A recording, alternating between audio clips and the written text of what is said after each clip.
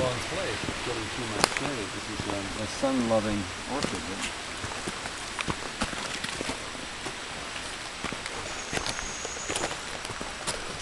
Also, the forest is very dynamic.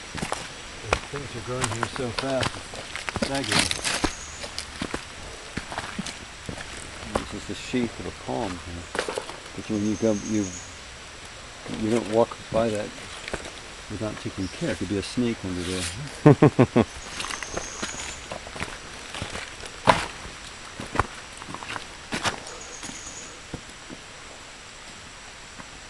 These are red begonias that come from the forest. And then when they're not setting it, they get real happy.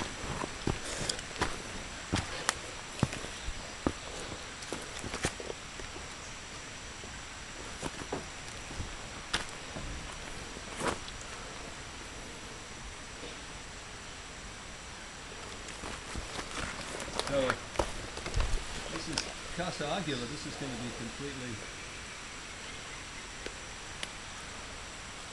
re-roofed.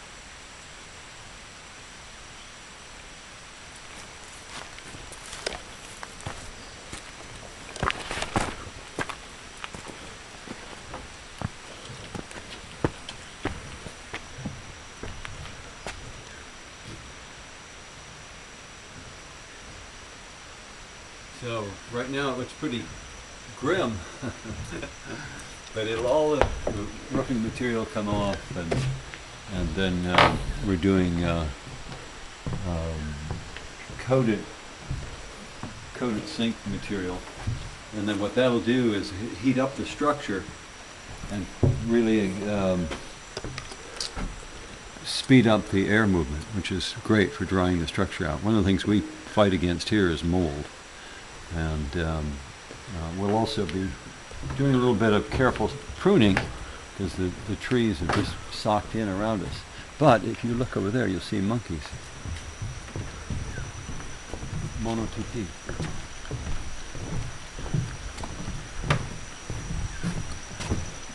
Yeah. The monotiti are taking advantage of the fruiting trees that are around here, and there they are. Just scramping around there. There's a bunch of them. See? They're kind of obscured by the foliage. There's maybe a dozen of them scampering around. Some of them are no bigger than a teacup, you know. I can see them. Yeah, I see them. They're very cute, very expressive. They have very human-like expression. You come over here now, you can see them. They're moving across the horizon there. Mm-hmm. There we go. It's kind of fun just sitting here because they'll be feeding on the fruit on that side and then come right through the structure, right over our heads as we're sitting still, and then get the fruit on the other side.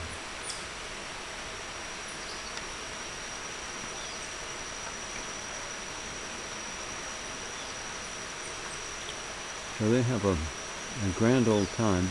Now that they're used to us, they pay us little heed. The toucans too, also, they come right on through the structure and through the dining facility. There's a hummingbird. See the hummingbird there? Mm-hmm. If I have my morning coffee here, and I always put honey in my coffee, they seem to smell it. And they come and they peck my head. Bring in.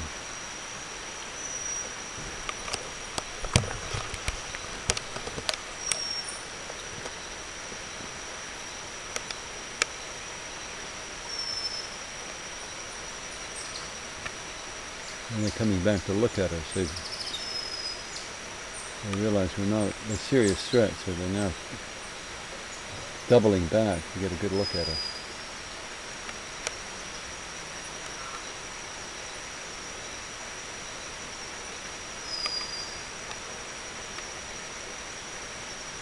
Here at any moment you'd see, in addition to the monotiti, you'd see spider monkeys, capuchin, and then there's another species of monkey, the name of which escapes me right now, black furred guy that we see less common, but we see him in our hikes over the hills.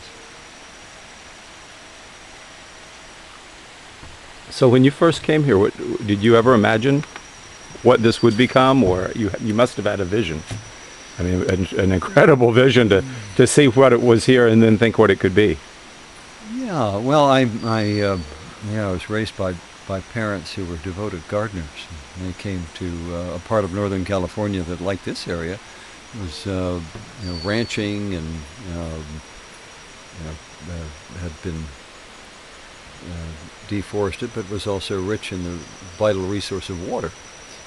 I came from an area they called Oak Springs, and my parents set about to build a garden that then became a showcase garden, written up in the various magazines. And so I remember as a child, 3-4 years old, my father would fill my pockets with pipe fittings and send me scampering up the hill. The garden was kind of in a sort of amphitheater-shaped topography, and where I'd be delivering pipe fittings, weeding, later sweeping trails. I hated gardening, but of course, these things get in your skin. So perhaps my first perspective was as a gardener, looking at this incredible opportunity. Also, my parents were real big on waterfalls. We had a stream and waterfall running through the garden. Spring-fed to a degree, but it was, when the waterfall was running, it was because we flicked a switch and operated a big electric pump. Well, here, go to bed at night, we don't have to switch off the waterfalls. They're 24/7. We were really incredibly blessed with a lot of water. Mm. So.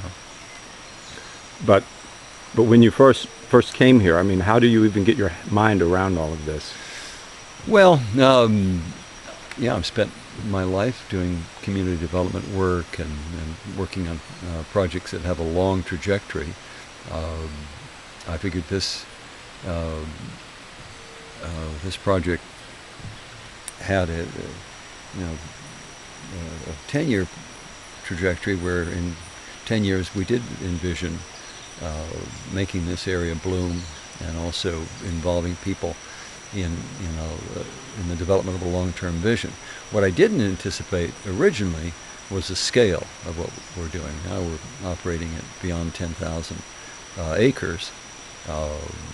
That wasn't originally on the agenda, at least not so fast, but we realized that the valley was going up in smoke. The ranchers that, largely absentee ranchers, were tearing up the place, pushing their peones to cut more forest, to create more pasture, and also to put more cows per hectare on the land, and therefore,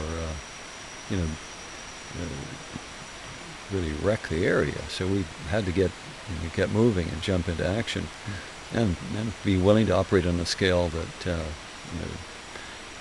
we certainly didn't have in mind.